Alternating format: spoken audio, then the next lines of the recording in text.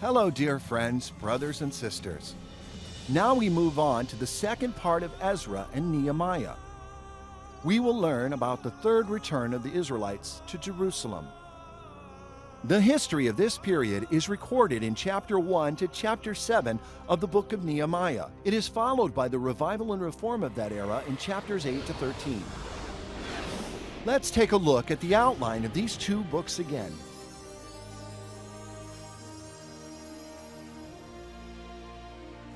The third return period from captivity can be divided into 6 paragraphs.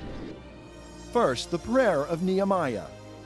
Second, inspecting the walls upon being called back to Jerusalem. Third, divide the work into sections, build the walls simultaneously in unity. Fourth, fearing not the enemies with strong faith. Fifth, rectifying internal conflicts and helping the poor.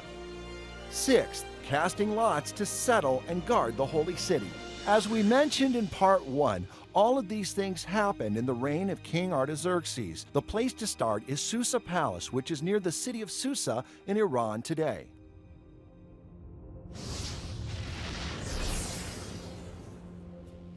Let's go and have a look at the palace in Susa.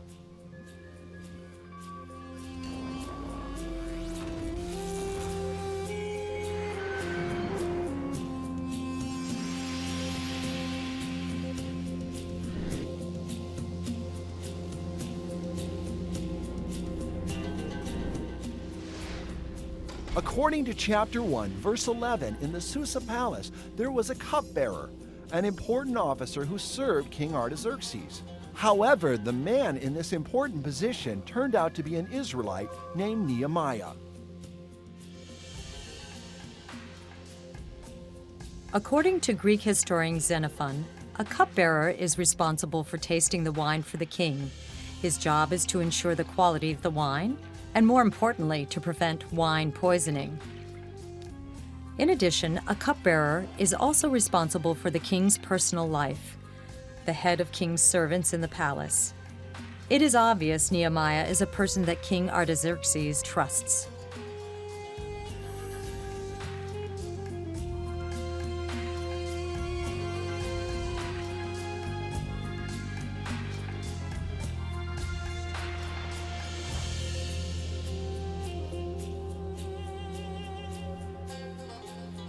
In the ruins of the Persepolis Palace, there are many statues of servants wearing uniforms, revealing the luxurious lifestyle in the palace. Most of these servants were Medes, one of the 7 noble tribes. Some were holding lambs in their hands, while others were holding different kinds of tableware in the palace.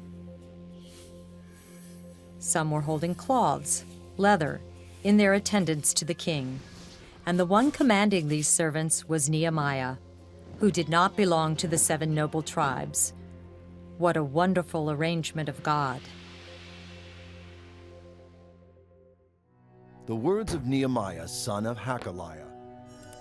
In the month of Kislev, in the 20th year, while I was in Susa, the capital, one of my brothers, Hanani, came with certain men from Judah.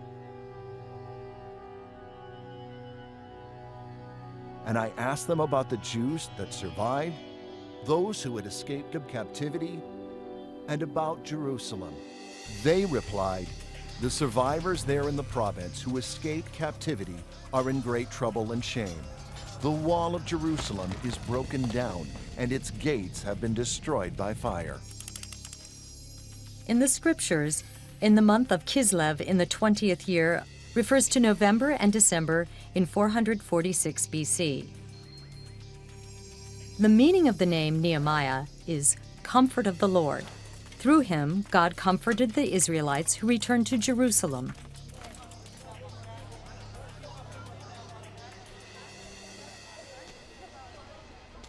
The walls of Jerusalem were broken down, and its gates had been destroyed by fire.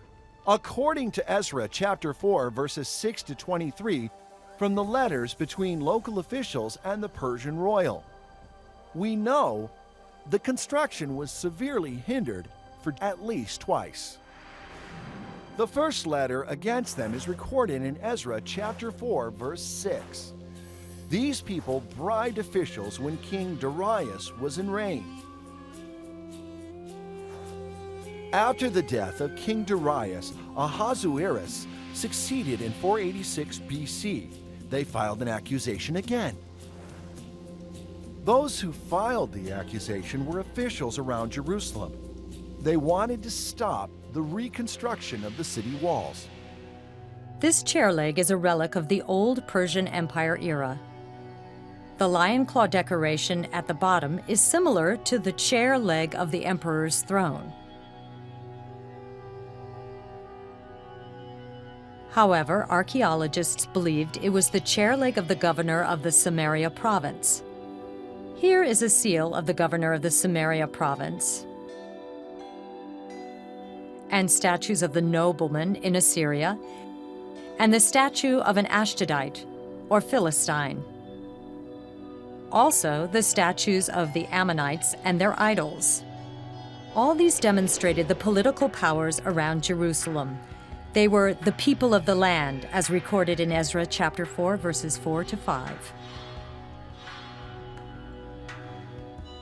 The second accusation letter is recorded in Ezra chapter 4, verses 8 to 16. It was in the days of King Artaxerxes I, between 464 to 424 BC. The returnees, led by Ezra, wanted to reconstruct the walls of Jerusalem, which had been destroyed for years. Ezra chapter 4, verses 7 to 16 record the officials in the city of Samaria and the rest of the province beyond the river, including Rehum, the royal deputy, and Shimshai the scribe, and the rest of their associates signed a letter against the Israelites. They falsely accused the reconstruction as an act of rebellion.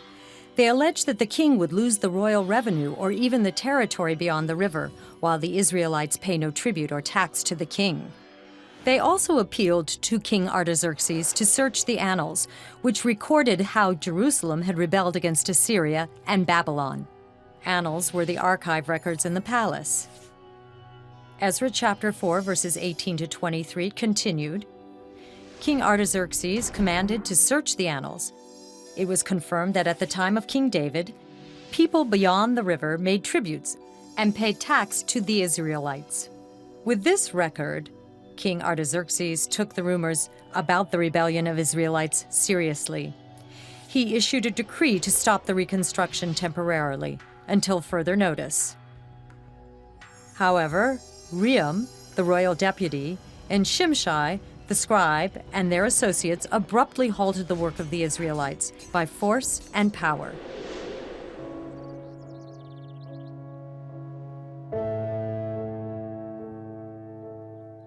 Nehemiah was born in Persia. Though he probably has never been to Jerusalem, he kept his own countrymen and his homeland deep in his heart. Away from Jerusalem, in the palace of Susa, Nehemiah was an imperial officer with splendid position and wealth. However, when he heard about Jerusalem's situation, according to chapter 1, verses 4 to 11, he sat down and wept and mourned for days, fasting and praying before the God of heaven. He cried out to God for the redemption. He knew that the only way to reverse the fate of the returnees was to trust in God wholeheartedly. In the last verse of the first chapter, Nehemiah said he was the cupbearer to the king. God has placed Nehemiah at this particular position for him to accomplish a mission later on. This is a good example of how people can serve God with their careers. I believe God will use us in our workplace the same way He did with Nehemiah.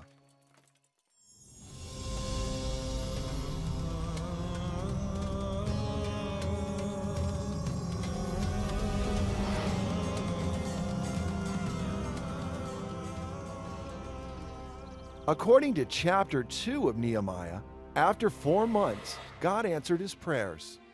In the month of Nisan, in the 20th year of King Artaxerxes, when wine was served to him, I carried the wine and gave it to the king. Now I had never been sad in his presence before. So the king said to me, "Why is your face sad, since you are not sick?" This can only be sadness of the heart. Then I was very much afraid. Being the cupbearer for the king, Nehemiah must always keep his pose in the presence of the king. Therefore, the king noticed his unusual sadness. Nehemiah desired to return to Jerusalem to rebuild the walls, but he was very much afraid, for he knew that King Artaxerxes stopped the construction previously. So he prayed to God, and God gave him wisdom to answer the king with wisdom. The city, the place of my ancestors' graves, lies waste, and its gates have been destroyed by fire. If it pleases the king, and if your servant has found favor with you, I ask that you send me to Judah, to the city of my ancestors' graves, so that I may rebuild it. Nehemiah carefully phrased his answer and did not mention the name of Jerusalem. God moves the heart of the king to grant Nehemiah's requests. It is written in chapter 2, verses 7 to 8, that for the gracious hand of God, the king granted Nehemiah the two things that he requested and issued a decree. First, to notify all the governors of the province beyond the river to grant him passage. Second, to notify the keeper of the king's forest to give him timber to build the walls and the temple fortress. Lastly, the king sent officers of the army and a cavalry to escort Nehemiah.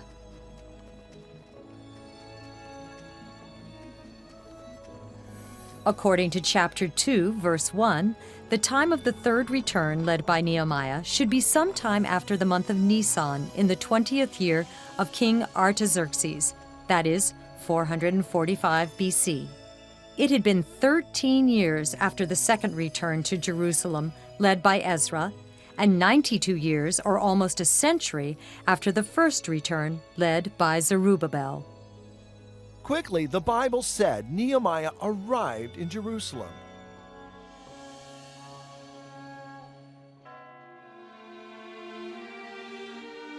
So I came to Jerusalem and was there for 3 days.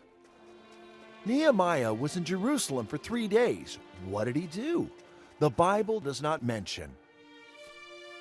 In order to understand Nehemiah's plan, let us take a look at the walls and the gates of the old city of Jerusalem today as an illustration.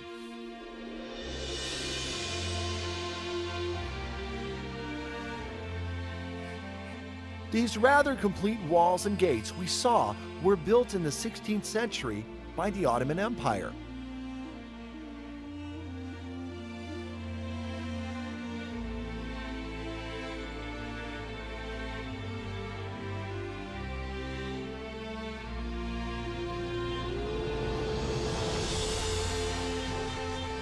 The walls stretch for approximately 4.5 kilometers.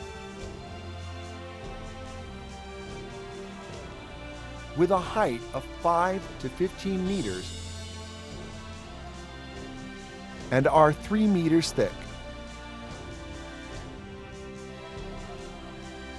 Although these walls and gates were not built by Nehemiah, for the materials and technology were much better than those used in the time of Nehemiah, 2,500 years ago, we can still picture that the look and structure should be pretty much the same. Currently, there are 8 gates in the old city.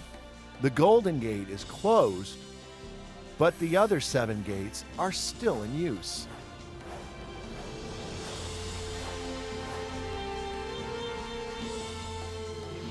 This is the Dung Gate, built in the 16th century. People used to take the stool and the trash outside of the city through this gate because the elevation was relatively low here. In the southernmost of the city of David on my south, which was also a relatively low area, there was a similar dung gate at the times of Nehemiah. Nehemiah chapter 2 mentions the dung gate.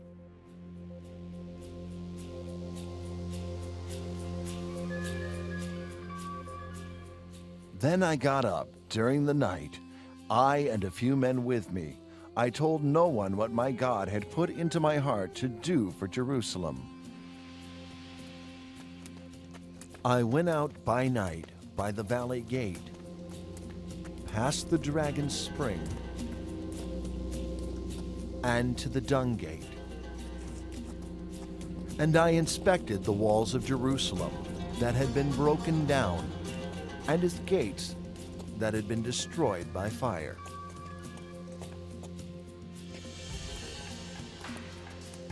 Dung Gate is at the southernmost part of the city. People go to the valley of the son of Hinnom through this gate. Then I went on to the fountain gate and to the king's pool.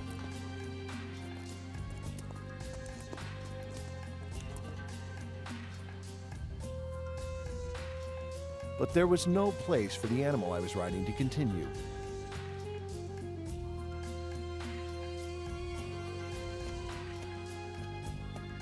So I went up by way of the valley by night and inspected the wall. Then I turned back and entered by the valley gate, and so returned. The officials did not know where I had gone or what I was doing. The valley mentioned in the scriptures referred to the Kidron Valley.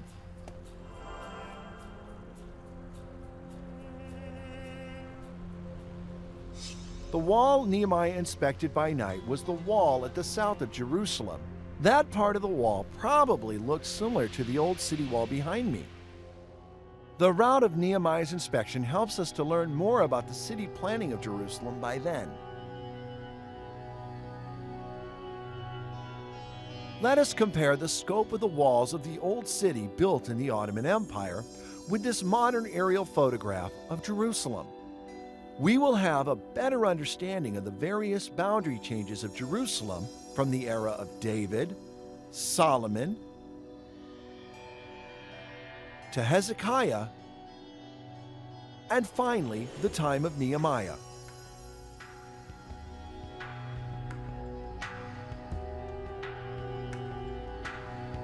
Nehemiah was a very capable leader. With the mission to build the walls in mind, he knew that this huge project must have the support of the people without letting the enemies discover his plan too soon. So Nehemiah came to Jerusalem and was there for 3 days. He probably used these 3 days to understand the damage of the walls first and drew up his reconstruction plan. Then, in chapter 2, verse 18, he called on his fellow citizens to start the work.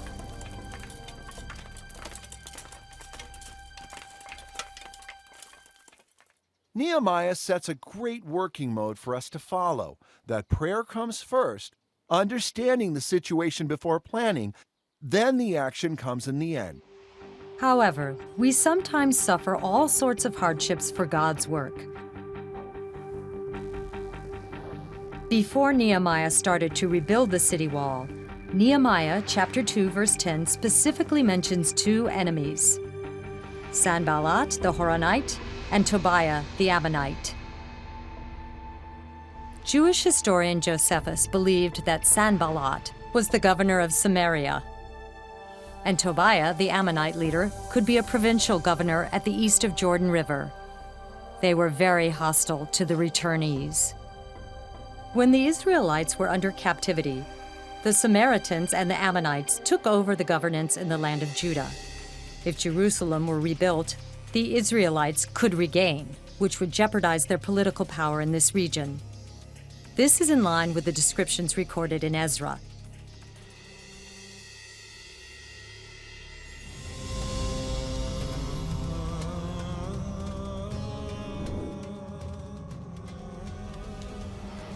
We are now at the south of the historical site of Temple Mount. Along this road, we can reach the west border of the ancient city of David.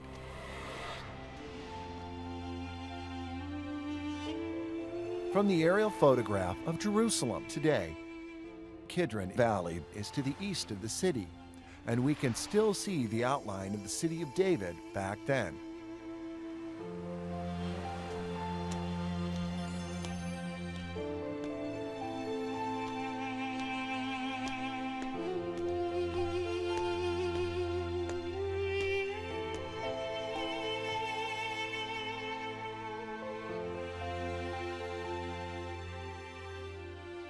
Here is the Jerusalem Walls National Park, where the ancient city of David was built. In the northeast corner of the national park, there are the ruins of the east walls of the city of David. Some walls built in the Persian era are found here.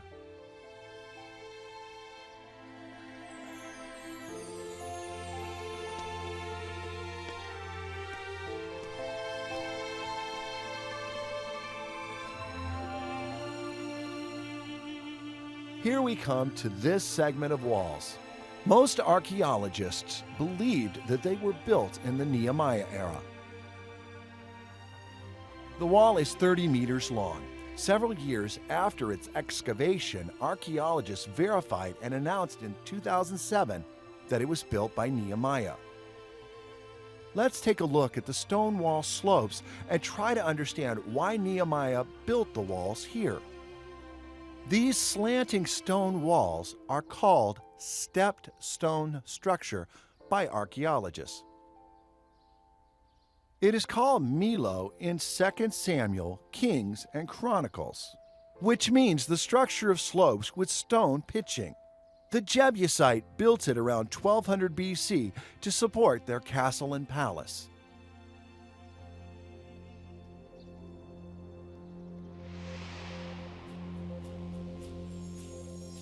Later on, King David reinforced this stepped stone structure to support his palace and observatory, and it has been preserved until now.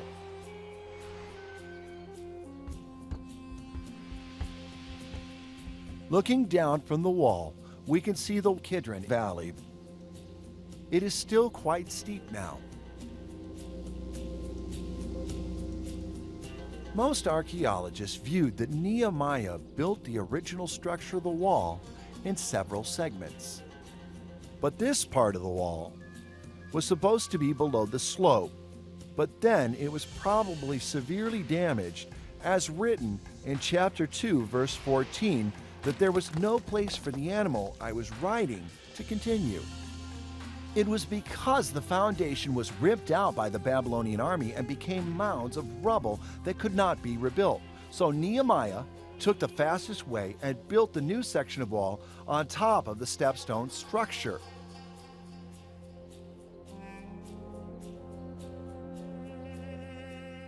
Some scholars estimated that this wall is 5 meters thick.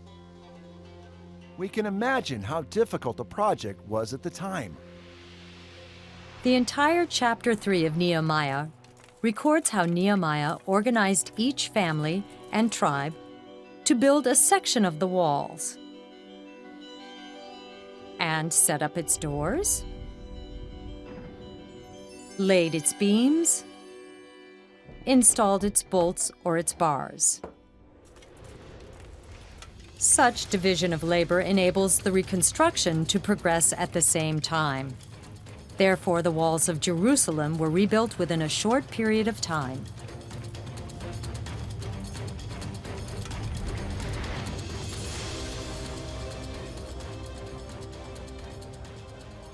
Let's take a look at the gates built by the Ottoman Empire in the 16th century and picture the details of the construction of those gates described in the Bible. The gate near the southwest corner of the ancient city is Zion Gate. The passage of the gate took a 90-degree turn, which was a typical device for defense in the ancient time. Gates were probably rebuilt in a similar way.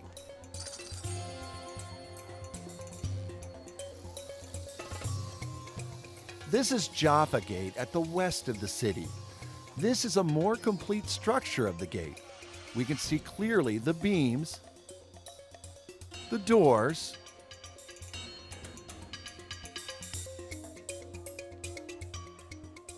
and bolts.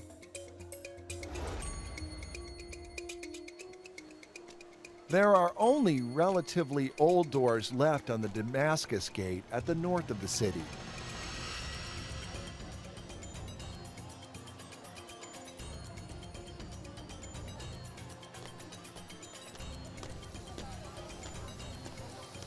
This is the Lion's Gate at the east of the city.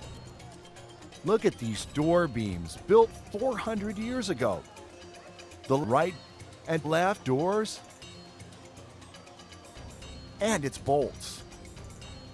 They retain the very old structure of the gates. Looking at the Lion's Gate, we can imagine the reconstruction projects of the city gate was probably the same. The scriptures continue on to describe the collaboration of the whole job. Chapter 13, verses 4 and 28 tell us the high priest Eliashib was on the top of the list. He was also related to the enemies Sanballat and Tobiah. But Nehemiah needed him to take the lead. By the grace of God, Nehemiah got his cooperation. People were encouraged to work together to rebuild the walls. The high priest Eliashib and his fellow priests were responsible for the sheep gate and some segment of the walls, which connected the Tower of the Hundred and the Tower of Hananel. These two towers were probably the temple fortress mentioned in Nehemiah chapter 2, verse 8, which were very important for defense at the northwest of Jerusalem.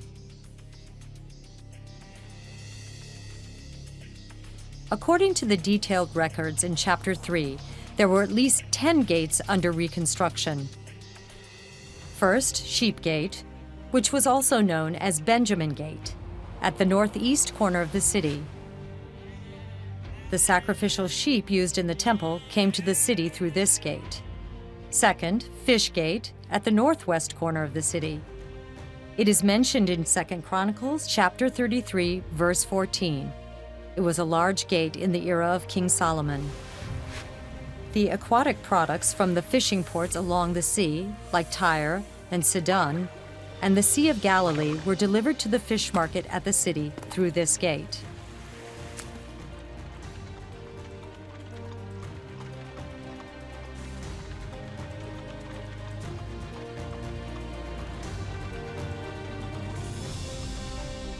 Third, Old Gate. Fourth, Valley Gate.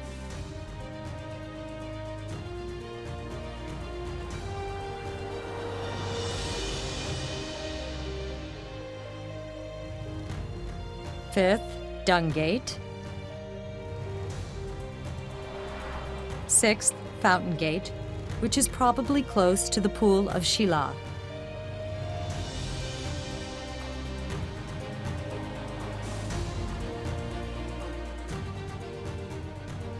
Seven, Watergate, which is probably leading to the gate of Gihon Springs.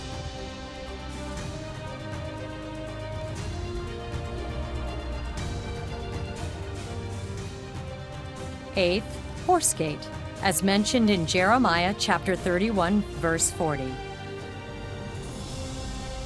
Ninth, East Gate. It is generally believed that it is not a gate of the city, but a gate to the temple courtyard. 10th, Muster Gate. It is also translated as the Inspection Gate. It is probably the gate of the guard mentioned in Nehemiah chapter 12, verse 39, which is at the north end in the east of the city. In addition, a goldsmith and a perfumer restored Jerusalem as far as the Broad Wall, as mentioned in chapter 3, verse 8. The Broad Wall was built in the era of Hezekiah in the southern kingdom. According to chapter 12, verse 38, one section was probably located between the Tower of the Ovens and the Old Gate. Another section has been excavated in the old city of Jerusalem today.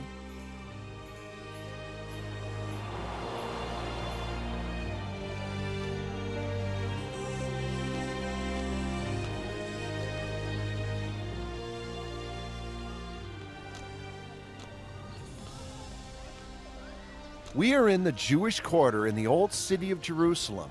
Let's take a look at the wall. According to the archaeological findings, the excavated Broad Wall is about 65 meters long. The Broad Wall was used to guard the northwest of ancient Jerusalem.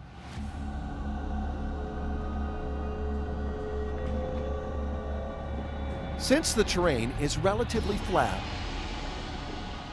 the enemies can use battering rams to strike the wall easily. Therefore, the wall is rather thick, about 7 meters wide. According to the archaeological findings, the height of the wall is estimated to be 8 meters. The scripture also mentions about the wall of the pool of Shiloh being built.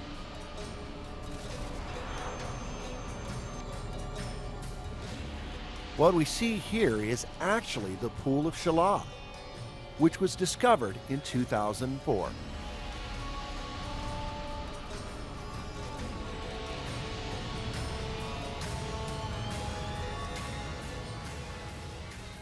This pool of Shiloh is also related to King Hezekiah. In 2 Kings chapter 20 and 2 Chronicles chapter 32 record, at the 7th century BC, the Assyrians invaded Jerusalem. King Hezekiah of the southern kingdom prepared for the long haul. He ordered to make a tunnel and channeled water from Gihon Springs outside the city to the pool of Shiloh inside the city. This tunnel brought water from Gihon Springs to this pool so that the water supply was guaranteed when the city was under siege. In the Israel Museum in Jerusalem today, there is a hexagonal column made of baked clay called the Sennacherib hexagonal prism. The cuneiform inscription records the exploits of Sennacherib, the Assyrian king, and the invasion of Judah, which brought Jerusalem under siege in 701 BC at the time of King Hezekiah. On the prism, Sennacherib said, "My army besieged and captured Lachish, the fortified city of Judah, and 40-something cities. I took as plunder more than 200,000 people, along with a great number of horses, mules, donkeys, camels, oxen, and sheep. As for Hezekiah, I shut him up like a caged bird in Jerusalem."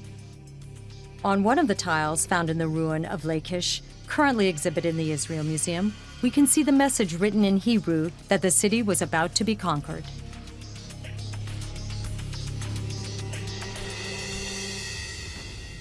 However, there are no words about the result of the attack in Jerusalem on the prism. This fact indirectly confirmed what was written in the Bible. King Hezekiah obeyed prophet Isaiah's words and relied on God. God sent an angel to strike down 180,000 men in the camp of Sennacherib. The army of Sennacherib retreated in a hurry. No wonder there is no triumph inscribed on the prism. This is the tunnel. Archaeologists call it Siloam Tunnel or Hezekiah Tunnel. The tunnel is about 500 meters in length, with the height higher than a man on average. The highest point is 10 meters tall. Currently, springs are still flowing in the tunnel.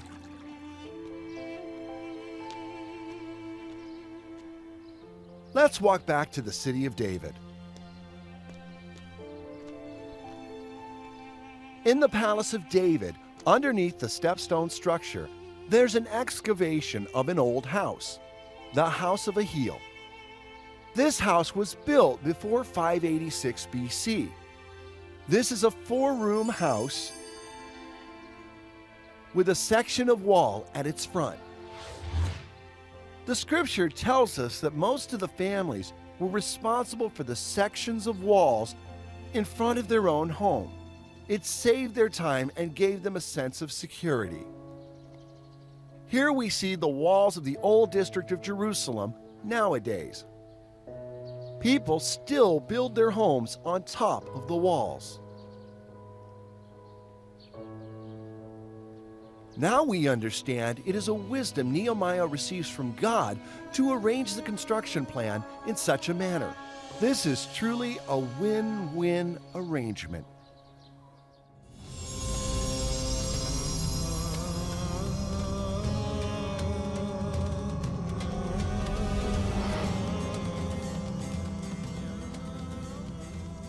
In the midst of the difficulties of building the walls, Nehemiah had to deal with other internal and external troubles aroused by Satan. Nehemiah chapter 4 says, "When they began to repair the wall, Sanballat and Tobiah were very angry. They united with Geshem, the Arabs, the Ammonites, and the Ashdodites, and mobilized the army of Samaria to fight against Jerusalem. All of a sudden, the Israelites were surrounded by enemies." Nehemiah, on one hand, led everybody to pray before God.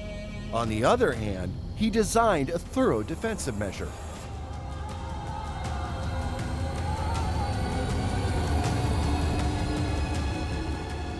Nehemiah ordered all the Israelites holding swords, spears, arrows, and bows to guard behind the walls. The enemies saw their determination and did not dare to attack. Chapter 4, verses 16 to 23 record, "From that day on, Nehemiah asked half of his servants to work on construction, and the other half wear the armors to stand guard. The builders had their swords strapped at their side while they built. The man who sounded the trumpet was beside Nehemiah, ready to alert everybody when the enemies attacked." Nehemiah stationed guards against the enemies day and night. Even when the workers slept, they did not take off their clothes, with their weapons in their hands. In Nehemiah chapter 6, we find out the enemies went even more ferocious. They decided to murder Nehemiah when they saw the construction was almost done. "Sanballat and Geshem sent to me, saying, 'Come and let us meet together in one of the villages in the plain of Ono.' But they intended to do me harm." The plain of Ono is close to the east of Tel Aviv today. At that time, the Israelites who lived there did not belong to any province. They were directly under the governor of beyond the river. The enemies pretended to negotiate with Nehemiah and wanted to kill him at Ono, a neutral zone. The scriptures tell us that Nehemiah saw through the tricks of these people. "So I sent messengers to them, saying, 'I am doing a great work and I cannot come down. Why should the work stop while I leave it to come down to you?'" Then chapter 6, verses 5 to 7 say that the enemies wanted to further attack Nehemiah through an open letter. There were clay tablets from Babylonian era collected in the museum in Berlin. These tablets were put into clay envelopes stamped with seals. In addition, there were documents written on papyrus and sealed in the Persian era. An open letter can be a letter written on a clay tablet without a stamped clay envelope, or written on a papyrus that was not sealed. This is similar to an open letter today. The enemies used the open letter to spread rumors that Nehemiah led the Israelites to rebel. He built the walls to make himself the king. Chapter 6, verse 8 says Nehemiah refuted Sanballat by pointing out that those allegations were fabricated. At the same time, Nehemiah prayed to God, crying, "O God, strengthen my hands." After the short prayer, the Bible no longer mentions about this event, implying that the plots against God have been all in vain. But these enemies did not give up. Finally, they tried to trick Nehemiah to hide in the temple, where only priests were allowed entry. They wanted to get rid of him with a trap for violating the law. However, Nehemiah had the wisdom from God that he saw through the tricks of his enemies. This is a silver scroll collected in the Israel Museum, on which the scriptures of Numbers are inscribed. According to Numbers chapter 18, those who violate the law shall be put to death. Nehemiah chapter 6 verses 10 to 13 records that Nehemiah refused to enter the temple. He simply ignored his enemies and only prayed to God for justice. This is what every servant of God should learn.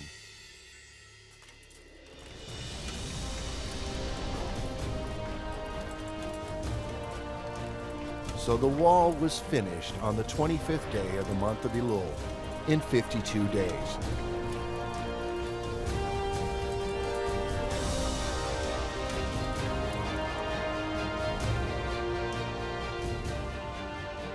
And when all our enemies heard of it, all the nations around us were afraid and fell greatly in their own esteem, for they perceived that this work had been accomplished with the help of our God. The time referred to by the scriptures was probably in October 445 BC. It took only 52 days to complete the project, an amazingly short period of time. No wonder the Gentiles, including the enemies of Israel, had to admit that the work was accomplished with the guidance and help of the God of Israel.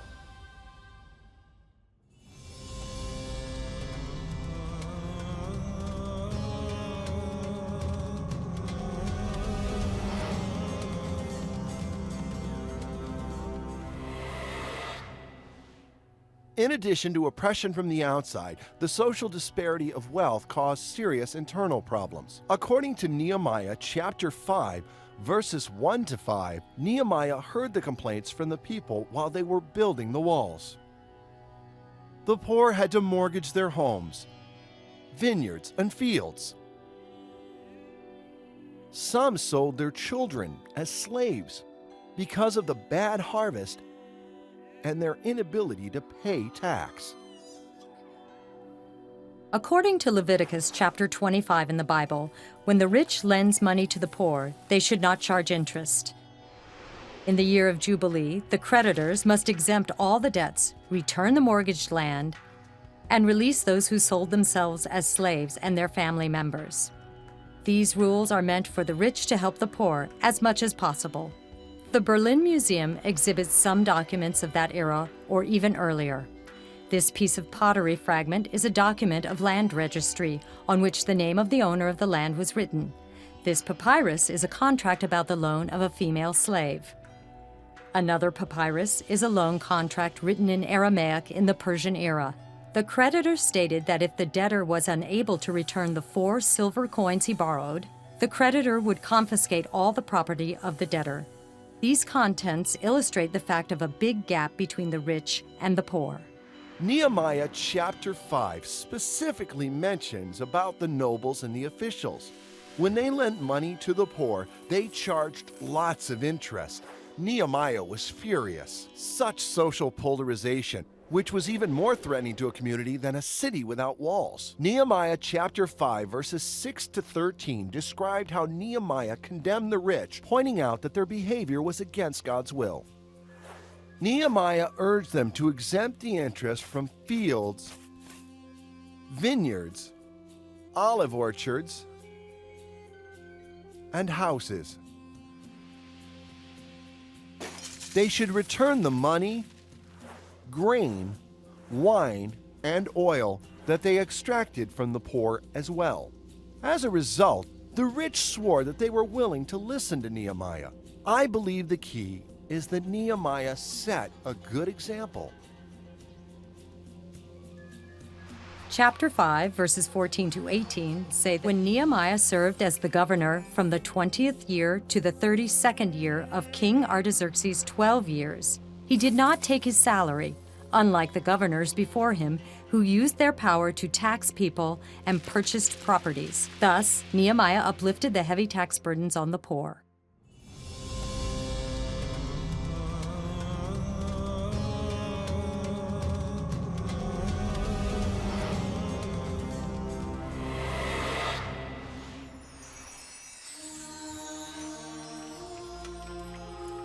It had been almost a century from the time a decree was issued by King Cyrus to rebuild the temple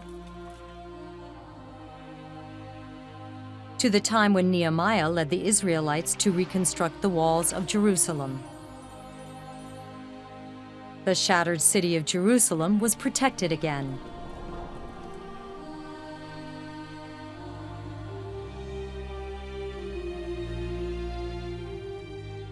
But Nehemiah's work did not stop here.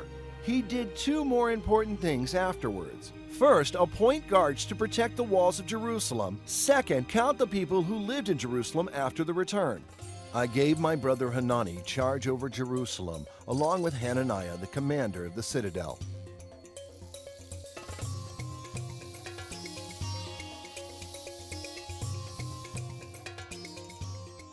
There is a list of names written in Hebrew on this piece of pottery fragment. It is a shift table of military leaders or religious leaders. Nehemiah wanted everybody to be on shifts to guard the city walls. And I said to them, the gates of Jerusalem are not to be opened until the sun is hot. While the gatekeepers are still standing guard, let them shut and bar the doors.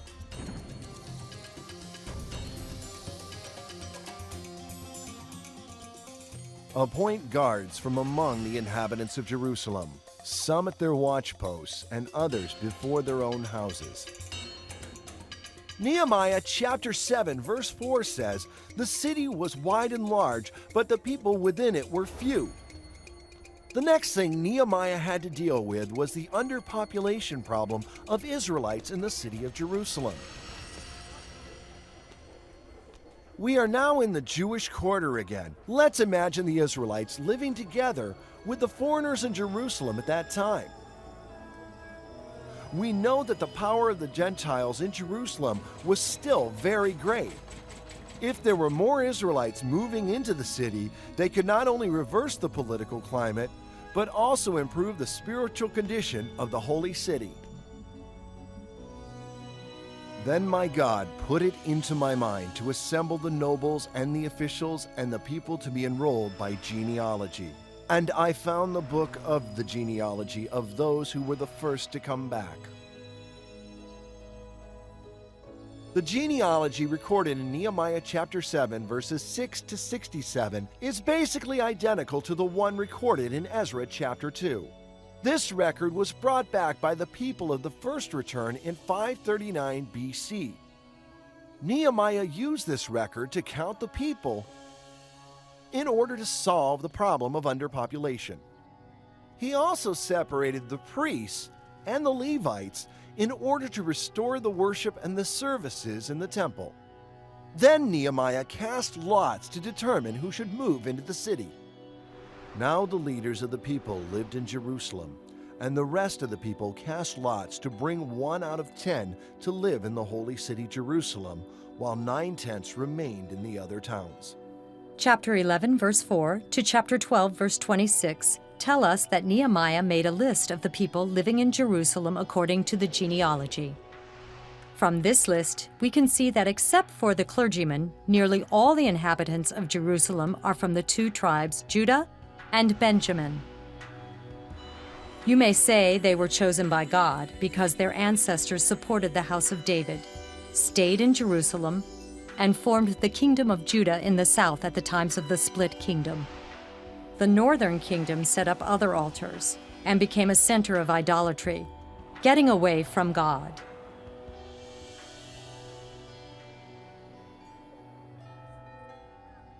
This is also what we Christians today should bear in mind. No matter what the circumstances are, we must hold on to God faithfully. Chapter 11, verse 2 tells us the people blessed all those who willingly offered to live in Jerusalem. After Nehemiah moved 1/10 of the population into the city, the prosperity of Jerusalem was restored gradually as a response to God's calling. The event of moving the Israelites into the holy city reminds us that we should be mindful of the kingdom of God. We shall have the protection and the blessings from God.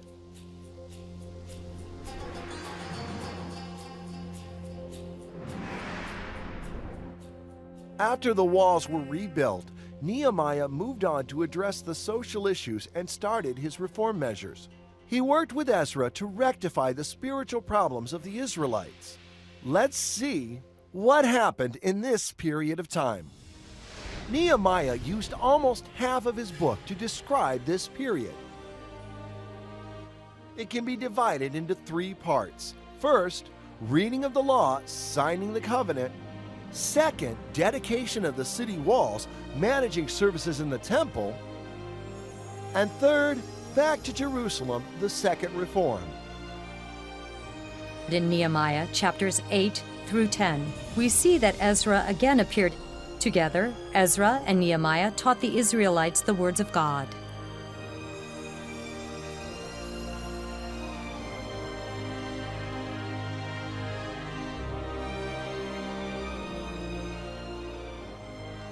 When the 7th month came, the people of Israel, being settled in their towns, all the people gathered together into the square before the water gate.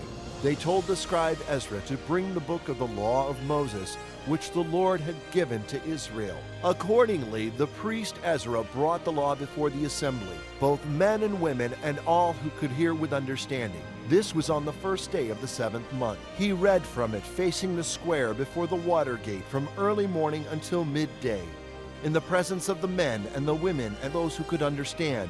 And the ears of all the people were attentive to the book of the law. The first day of the 7th month is the Feast of the Trumpets. It was probably October 445 BC at that time. The water gate was the gate near the Gihon Springs prior to King Hezekiah.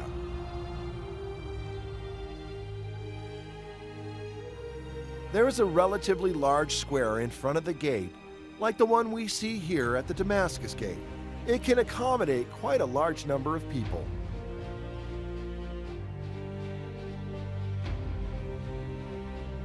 The book of the law being read most likely is part of the Pentateuch, which is written in Hebrew.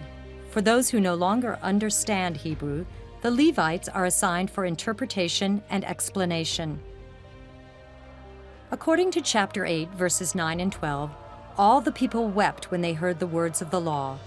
Later on, they rejoiced because they understood that the joy of the Lord was their strength.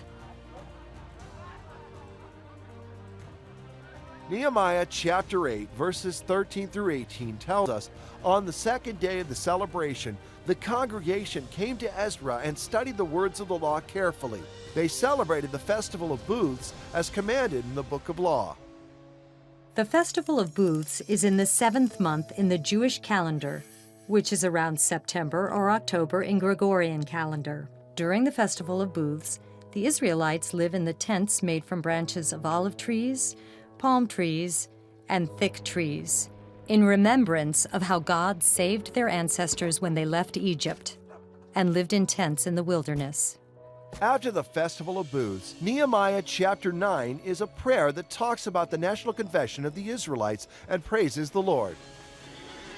This prayer reviewed the history of how the Israelites crossed the Jordan River, possessed the land of Canaan, deviated from God's will continuously, acted presumptuously, and worshipped the idols.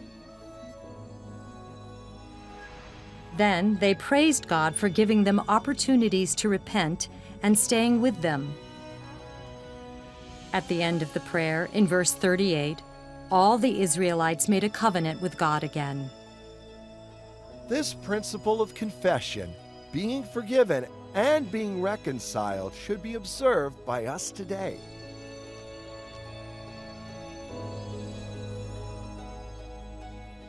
We are here again overlooking the sites of the temple. I believe that this is the place where Nehemiah led the people to make the covenant.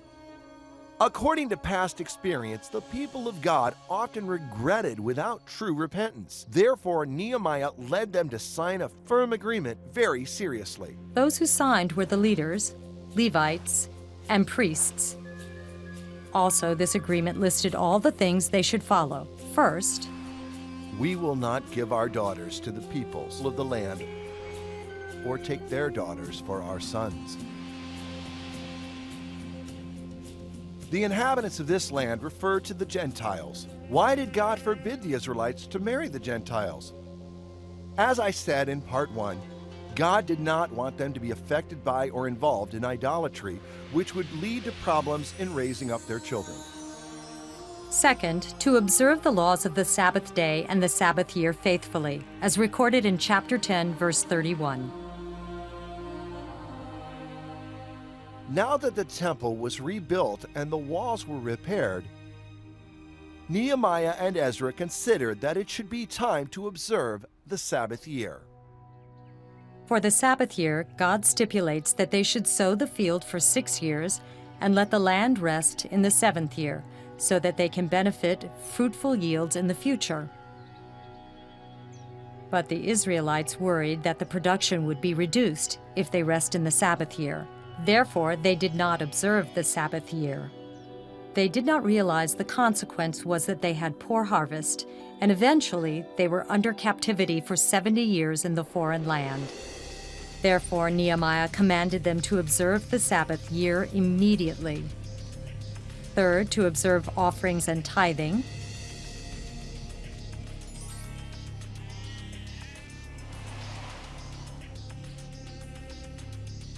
Nehemiah chapter 10, verses 32 to 33 tells us that Nehemiah restored the poll tax to the temple and the offering system, which were rendered by the people willingly.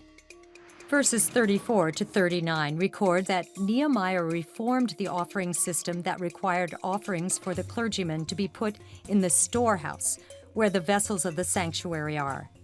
This made the offering income transparent and easy to manage. Today, believers should also promise the Lord to make their offerings willingly for the need of the church and the clergymen. To do so, not only can we bring food to God's house, but we can also experience the great blessings overflowing from God as written in Malachi chapter 3, verse 10.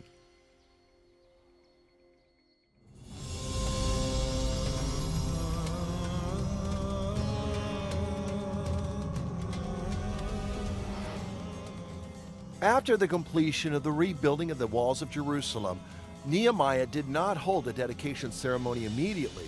The Bible does not mention a specific date. However, we know it would take time to plan, prepare, rehearse, and gather people for such a big event. According to Nehemiah chapter 12, verse 30, the priests and the Levites participating in the dedication ceremony of the walls must purify themselves first. This is the purification pool we see inside the Qumran ruins.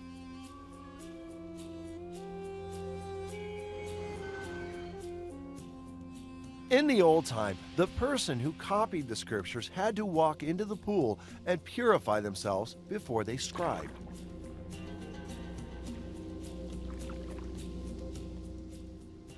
Let's take a look again at the Temple Mount Archaeological Park in Jerusalem today. There are many purification pools around the temple. This is the excavation of one of the pools.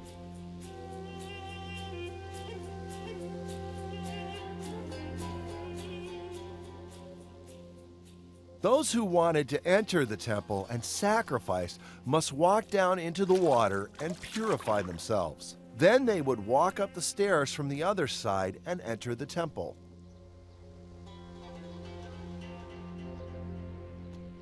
All people were ready. The big day of the dedication of walls finally arrived. The dedication ceremony of walls started. The procession climbed up onto the walls.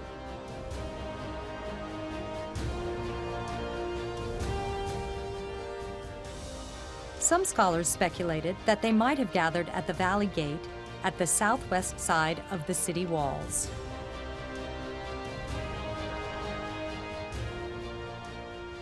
Nehemiah divided the people into two teams. We can follow the routes of those two teams. According to chapter 12, verses 31 to 39, one company was led by the scribe Ezra, followed by the Levites singing at the front, then the leaders of Judah, and then the priests with trumpets, and the Levites with the musical instruments of David. They departed from the Valley Gate and went on the wall to the Dung Gate, along the counterclockwise direction to the house of God.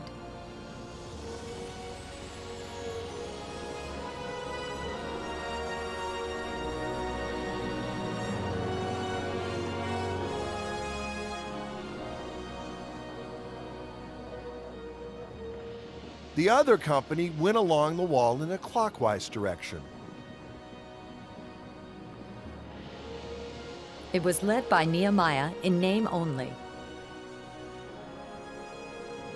Actually, Nehemiah and the people were behind the priests and the Levites' choir.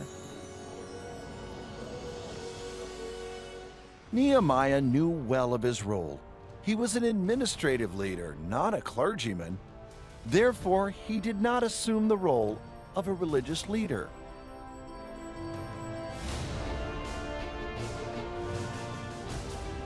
The two companies finally met at the front of the house of God and sacrificed together. They offered great sacrifices that day and rejoiced, for God had made them rejoice with great joy. The women and children also rejoiced. The joy of Jerusalem was heard far away.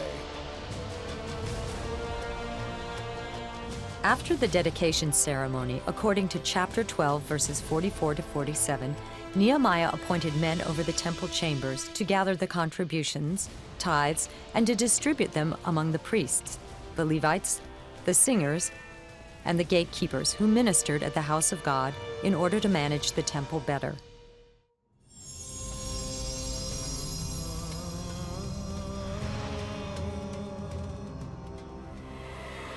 According to Nehemiah chapter 2, verse 6, chapter 13, verses 6 and 7, as well as chapter 5, verse 14, Nehemiah was appointed as the governor of Judah for 12 years. In 433 BC, that is the 32nd year of King Artaxerxes as mentioned in the scriptures, he went back to King Artaxerxes to report duties as promised.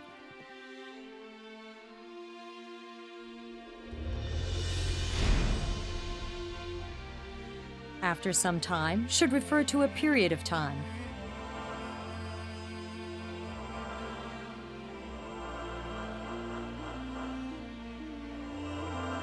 Probably Nehemiah was approved by King Artaxerxes again to go back to Jerusalem in 425 BC, that is, 8 years after he left Jerusalem as the governor of Judah for the second time. Unfortunately, when Nehemiah returned to Jerusalem again, he found that during the few years he was away, the Israelites, from the priests to the people, violated their agreement with God. Including, first, the priest failed to do his duty and the temple was defiled. Second, tithing was interrupted. Third, Sabbath was no longer observed. Fourth, they married the Gentiles. Now before this, the priest Eliashib, who was appointed over the chambers of the house of our God, and who was related to Tobiah, prepared for Tobiah a large room where they had previously put the grain offering, the frankincense, the vessels, and the tithes of grain, wine, and oil, which were given by commandment to the Levites, singers, and gatekeepers, and the contributions for the priests. The priest Eliashib, who served at temple, as mentioned here, had worked closely with Nehemiah during the times of rebuilding the walls. However, after Nehemiah left Jerusalem, he mingled with the Gentile Tobiah, and Tobiah was the one who wanted to stop the reconstruction of the wall earlier. Chapter 13, verses 8 and 9 mentioned that Nehemiah was very angry. He threw away all the household furniture of Tobiah and restored the original holy purpose of the room. We see that Nehemiah is an upright leader who dares to guard the pure faith. Then, when Nehemiah found out that the temple was seriously understaffed, he took immediate actions to restore the system in the house of God. I also found out that the portions of the Levites had not been given to them, so that the Levites and the singers who had conducted the service had gone back to their fields. So I remonstrated with the officials and said, "Why is the house of God forsaken?" And I gathered them together and set them in their stations.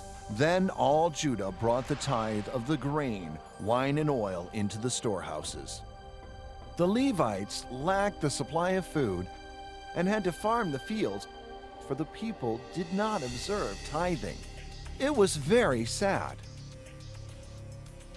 Today, we need to remind ourselves that we should not attend to our own interests and disregard the interests of God's family.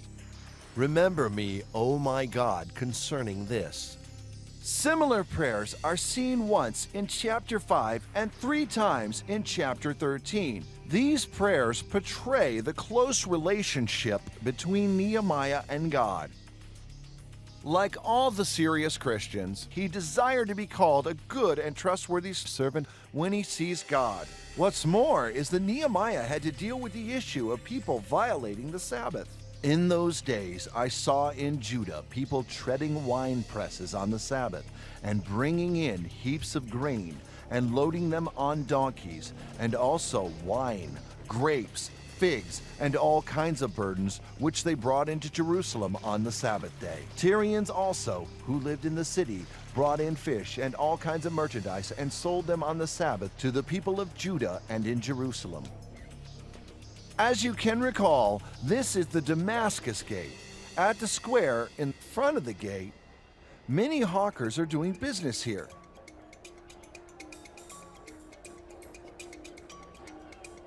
As we've seen from the video before, the square has been used for trading. Keeping the Sabbath is a sign of God's people who are separated from the Gentiles. It is also a response to God as they separate this day for God and praise God. Prophet Jeremiah had warned the people of Israel that not keeping the Sabbath day was one of the reasons why Jerusalem was destroyed.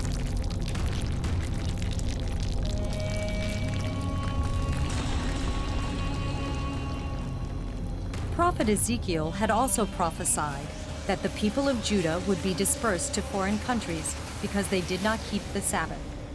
As recorded in Nehemiah chapter 13, Nehemiah believed that it was the leaders' negligence that the Israelites profaned the Sabbath day so soon. He sternly rebuked them and warned them that if they did not repent, the wrath of God would once again come to Jerusalem.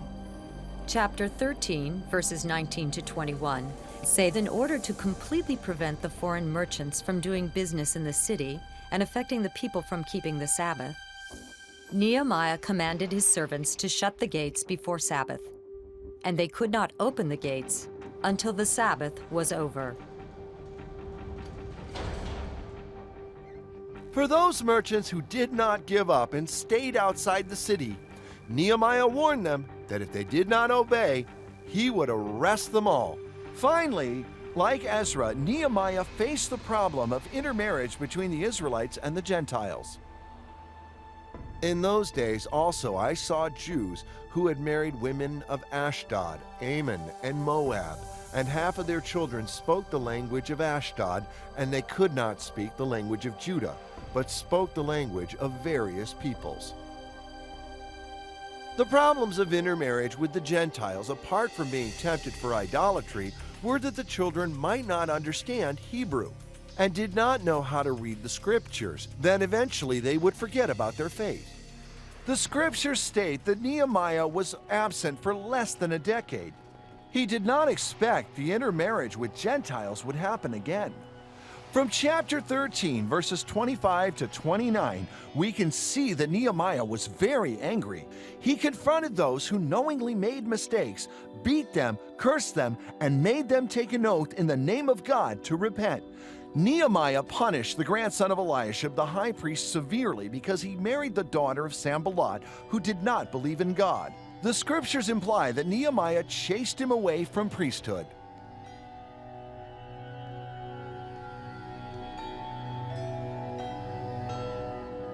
Now let's walk back to the walls of Nehemiah.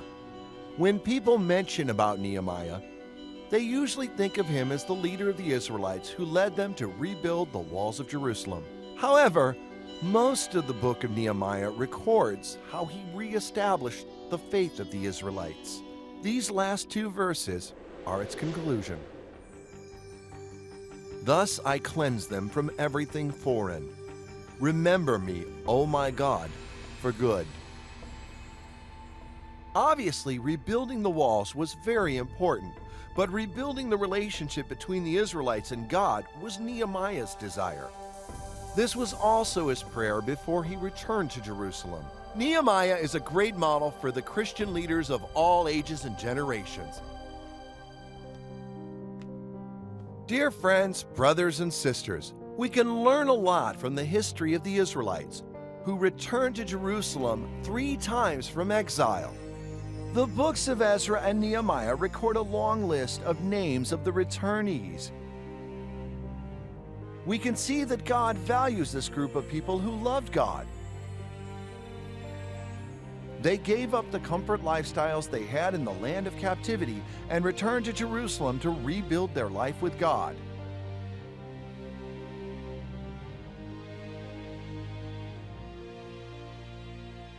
However, they still made mistakes like many of us today.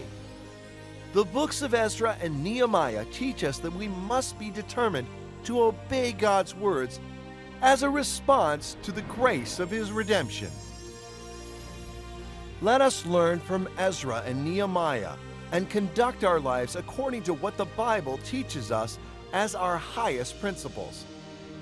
The history showed to us that the Israelites failed God even in the time of Jesus Christ. However, God gives us the Bible through the Israelites. Now we realize that we can only rebuild the relationship with God through Jesus Christ. Dear friends, I sincerely hope that you will receive Jesus and become God's children soon. God bless you. Goodbye.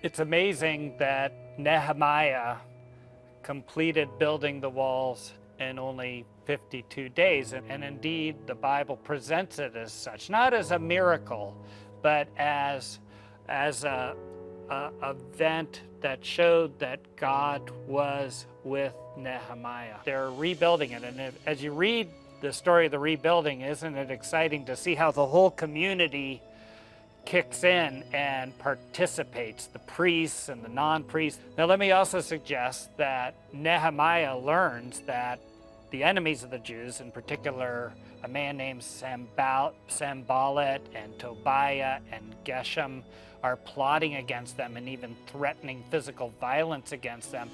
That does two things. One thing, it takes some men off the work task because they have to protect the wall, but on the other hand, it would certainly motivate them to get that wall up fast. And so we are to see it as not a miracle, but as something which is a wonderful work of God. How are we to look at Ezra and Nehemiah and consider its spiritual contribution? First of all, to its own time period, and then secondly, in an eschatological or future-oriented sense. First of all, let's remember that at the time of the Old Testament, God wanted His people to be separate. He wanted His people to stay away from the Gentiles. Not because God didn't care about the Gentiles. God cared about the Gentiles from the very beginning. And if you go back and read Genesis 12, 1 through 3, you see that the promise came to Abraham, not just for Abraham and his descendants, but for all the families of the nations. However, the idea was that God's people would be separate and they would follow God, they would obey Him, and God would bless them so much that the Gentiles would look at them and say, "We want to be like them. Let us worship their God." In a sense, you can read Ezra and Nehemiah as a story of two wall buildings, not just one. In a sense, the law, which Ezra comes back and reestablishes, is a law that separates Jew from Gentile, particularly in the laws concerning ritual purity, sacrifice, what we call ceremonial laws today. And then secondly, there's a physical separation from, represented by the building of Nehemiah's wall. Now, we in the New Testament time period are told not to stay separate, but if you read the Great Commission at the end of Matthew 28, we're to go out to the nations. We're to disciple, teach, baptize. And so this is God's plan for us today. The wall of separation has come down. We don't stay back like Ezra and Nehemiah rightly did, but we go out into the nations and we proclaim the good news of Jesus Christ. And now we're seeing in dramatic ways the fulfillment of the promise that God gave to Abraham that there would be a blessing that would go to the Gentiles.